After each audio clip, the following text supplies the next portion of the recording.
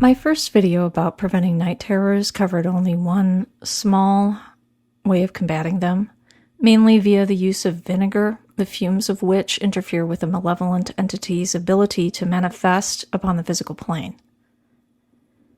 If you've already tried vinegar at your bedside and regular hoodoo baths and are still having night terrors, it may be time to get out the heavy artillery. First, a bit of a rant. The problem with modern psychiatry and psychology is though they address some of the problems that may be causing night terrors, they have absolutely zero understanding of the astral plane, which happens to be where both dreams and night terrors technically take place. We humans exist in all planes at once. The astral plane is the plane of imagination. That means any creature with an imagination, which includes some non-human animals, has dreams on the astral plane and the physical plane at once. However, the astral and physical aren't the only planes we exist on. Every single one of us exists on all the planes at all the time.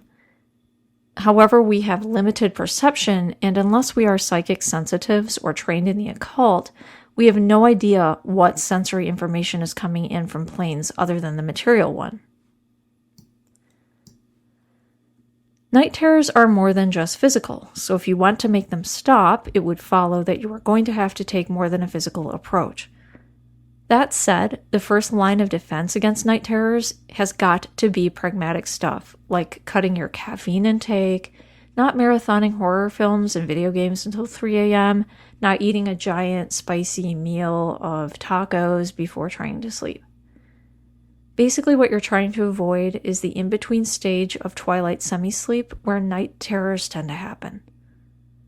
Just acting on the physical plane may not be enough, and that's what frustrates me so much about various psychologists who post videos trying to quote-unquote help people with night terrors.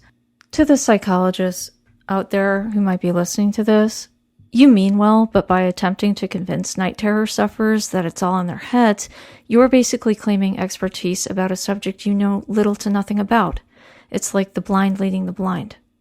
Nevertheless, you've got to do some practical physical things to get a better night's sleep and avoid night terrors, and chances are chronic disease or pain may stop you from doing that. However, just do your best not to get crazy with the caffeine or the staying up late is what I'm saying. The next plane we're going to address is the etheric plane, which is the plane I was essentially talking about in my previous night terror video.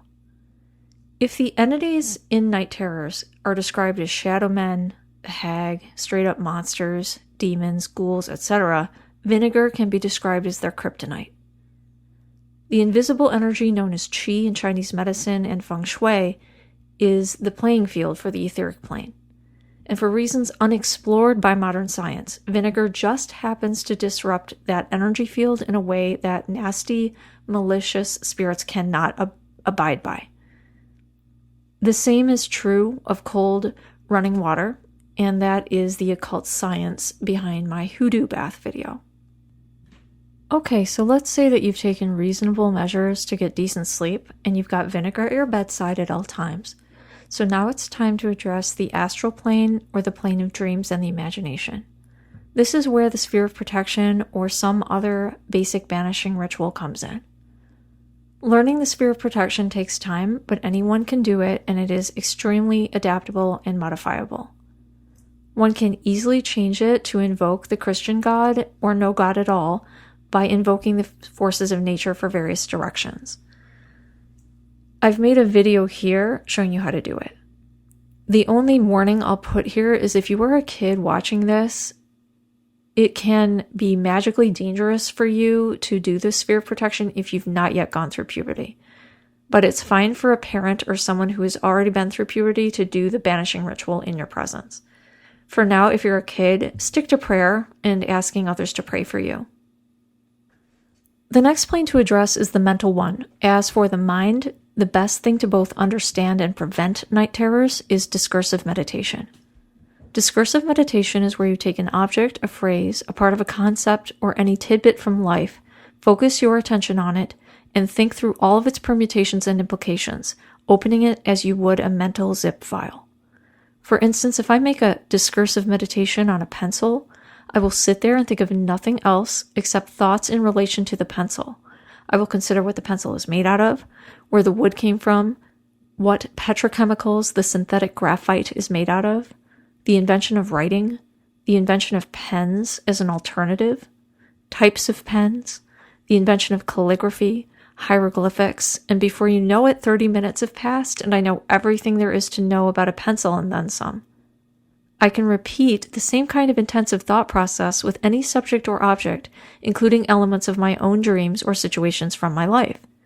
If I do this type of mind-filling meditation every day, which I have for approximately 3 years at the time of making this video, I become a more thoughtful person. It's thoughtfulness that makes you not as prone to night terrors, as they are certainly something that feeds off of your hysteria. It's also a very calming and grounding practice, and that also helps you fight night terrors. The final plane to address is the spiritual one, and this is where I suggest you cultivate relationships with beings whom you cannot see, but are better, smarter, and more powerful than you are. If you are an atheist, you can think of these beings generically as nature, and as long as you are doing plenty of discursive meditation and daily protection rituals, you don't have to invest in any one religious system to be helped out. However, you will have to subdue your own ego and accept that nature is more powerful than you and that you do not have limitless control over it. As you can tell, I was an atheist, so I know that atheists can tend to be solipsistic and resistant to forces that would be otherwise willing to help them. For everyone else, praying to a higher power will be your number one asset in getting rid of night terrors, and it is also a very good idea to get everyone who knows you suffer from night terrors to pray to their god or gods on your behalf. A great book on generally getting rid of nasty spirits and the anxiety and depression that invariably accompany them is Spiritual Cleaning and Protection by Violet Bertelsen. I hope this helps someone out there get rid of their night terrors. I made this video after watching a woman recount her awful night terrors and the anxiety they cause her and her family, and then watching the next recommended video, which was of a typically clueless psychologist giving almost completely useless advice to people suffering night terrors. If this video helps one person get rid of their night terrors for good, it will gladden my heart and brighten my world. I used to suffer with night terrors, anxiety, and depression, and I know they're no picnic, and I know they're all related to one another. I hope this video helps you overcome night terrors and develop habits that will improve both your waking and sleeping realities.